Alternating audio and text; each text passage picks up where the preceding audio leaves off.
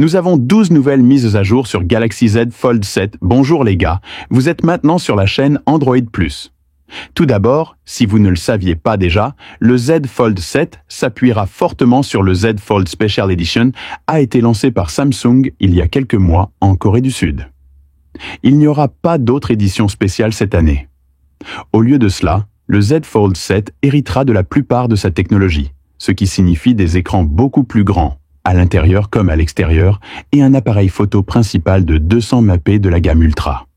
Un paganisme presque invisible. Samsung abandonne également la caméra sous l'écran, ce qui est tout à fait logique puisqu'ils n'ont jamais réussi à améliorer sa qualité. Mais le problème est le suivant.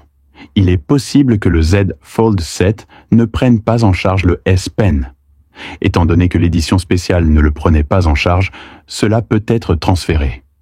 Ross Young, qui est la personne à qui tout le monde s'adresse en cas de fuite d'écran, confirme cela. Cela vaut donc la peine d'y prêter attention. Si cela est vrai, ce sera une énorme déception pour les fans du S Pen. Samsung a déjà rétrogradé le S Pen sur le S25 Ultra, et la réaction a été énorme. Imaginez maintenant s'il le retirait entièrement du Z Fold 7. Même si les téléphones pliables ne constituent pas le plus gros marché, la réponse serait brutale. Samsung devrait tirer les leçons du débâcle du S Pen du S25 Ultra et conserver la prise en charge du stylet sur le Z Fold 7. Mais bon, avec certaines des décisions qu'ils ont prises récemment, je ne serais pas surpris s'ils allaient de l'avant et le supprimer. Quoi qu'il en soit, passons à d'autres mises à jour sur le Z Fold 7. Il y a eu des rumeurs sur une version légèrement rétrogradée de la puce Snapdragon 8 Elite dans le plié 7, mais ce n'est pas vrai. Il aura la même puce que le S25 Ultra.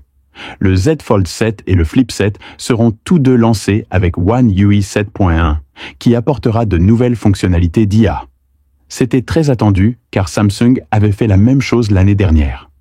Le Z Fold 7 sera doté d'une nouvelle charnière plus lisse qui facilitera son ouverture et sa fermeture.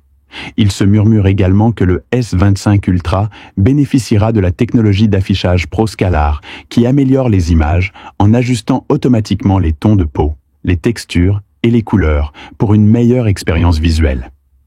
La luminosité de l'écran reste la même à 2600 nits, sans aucune amélioration, ce qui n'est pas surprenant étant donné que le S25 Ultra n'a pas non plus connu d'augmentation.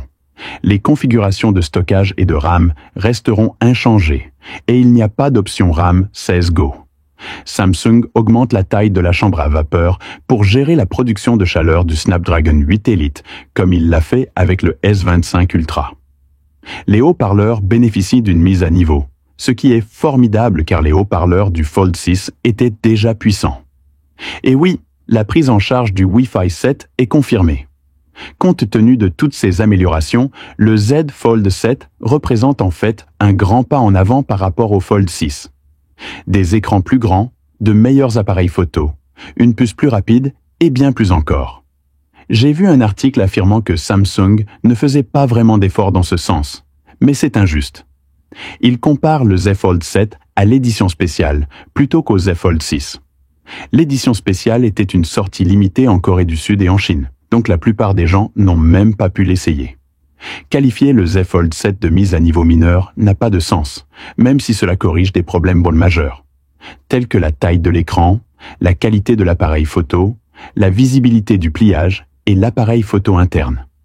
Le plus intéressant est que toutes ces améliorations ne devraient entraîner aucun coût supplémentaire pour les consommateurs. Samsung maintient les mêmes prix pour le Z Fold 7 et le Flip 7. C'est tout pour aujourd'hui. Merci d'avoir regardé avec vous Android+. Au revoir.